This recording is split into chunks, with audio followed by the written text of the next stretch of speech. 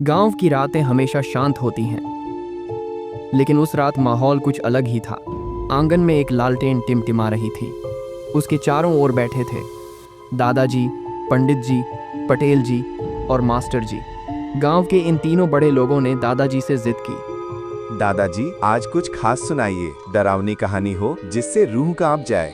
हाँ हाँ, हम भी तो देखें कि आपकी कहानियों में अब भी वही जान है या नहीं।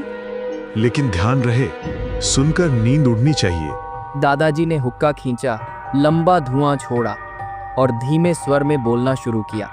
ये कहानी है गांव के उस छोर पर बनी पुरानी हवेली की, जिस हवेली में कोई नहीं जाता। कहते हैं वहां आधी रात को अजीब अजीब आवाजें आती हैं, दरवाजे अपने आप खुलते बंद होते हैं और कोई अदृश्य ताकत हवेली में घूमती रहती है। तीनों लोग चुपचाप सुन रहे थे। लालटेन की लौ हवा से कांप रही थी। दादाजी ने कहानी को और गहरा बना दिया। कई साल पहले उसी हवेली में ठाकुर साहब रहते थे। उनके पास सब कुछ था, धन, जमीन, नौकर, लेकिन उनका स्वभाव बहुत क्रूर था। गांव वालों को सताना, औरतों बच्चों को रुलाना उनकी आदत थी। एक दिन गांव की एक विधवा महिला ने बद्दुआ दी, तेरी आत्मा कभी चैन से नहीं रहेगी ठाकुर। उसके कुछ ही दिनों बाद ठाकुर अचानक मर गए। कहते हैं मरते समय उनकी चीख पूरे गांव ने सुनी थी। चीख पूरी हवेली में गूंजी थी। हाँ, और उसके बाद से आज तक ठाकुर की आत्मा उसी हवेली में भटक रही है। इतना कहते ही पेड़ की डाल से एक उल्लू ने हू हू की आवाज निकाली। सबके रोंगटे खड़े हो गए। किसी ने देखा भी है उस आत्मा को? हाँ, कई लोगों ने।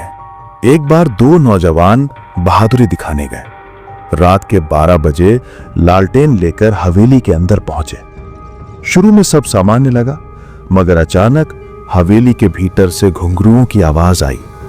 धीरे धीरे वो आवाज पास आने लगी, जैसे कोई औरत नाच रही हो। दादाजी की बात सुनते ही पंडित जी ने घबराकर इधर उधर देखा।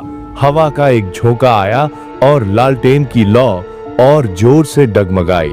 दोनों नौजवान डर के मारे दीवार से चिपक गए। लेकिन तभी उन्होंने देखा एक परछाई, लंबी चोटी वाली और लाल आंखों वाली औरत उनके सामने खड़ी थी। उसके पांव जमीन को छू भी नहीं रहे थे। वो हवा में तैर रही थी और धीरे धीरे उनका नाम लेकर हंस रही थी। क्या दोनों बच गए? नहीं, सुबह गांव वालों को हवेली के आंगन में उनकी लाश मिली। चेहरे ऐसे लग रहे थे जैसे किसी ने सारी रात उनकी आत्मा चूस ली हो। सुनकर पंडित जी और पटेल जी की रीढ़ में सिहरन दौड़ गई। मास्टर जी भी अब तक शांत बैठे थे, लेकिन माथे पर पसीना आ गया। तो दादाजी, आज भी ठाकुर की आत्मा वही है? हाँ, आज भी। गांव के बच्चे खेल खेल में अगर हवेली के पास चले भी जाए तो देर रात उन्हें नींद में कोई फुसफुसाता है, यहां मत आना, वरना मेरी तरह तुम भी हमेशा के लिए यहीं रह जाओगे। कहानी पूरी होते होते अचानक आंगन की लालटेन खुद ब खुद बुझ गई। चारों तरफ अंधेरा छा गया।